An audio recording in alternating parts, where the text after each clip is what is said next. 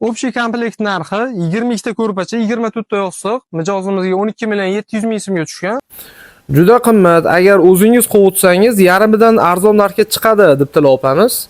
Kelinglar hisob-kitob qilib ko'ramiz. Agar o'zingiz qovutsangiz necha pulga tushar ekan? Xo'p, hisob-kitobni boshladik. 1 metr material, turistik material narxi 110 ming so'm. 20 ta ko'rpacha uchun 38,5 metr ketadi, 4 million 235 ming so'm. Asari 35 ming so'mdan 31 metr kadifin ketadi, 1 million 85 ming so'm. Toza popi 7 ming so'mdan 200 metr ketadi, 1 million 400 ming so'm. Zamok 4 ming so'mdan 22 tasi 88 ming so'm. Chevara xizmati, tikuv xizmati 25 ming so'mdan 22 tasi 550 ming so'm.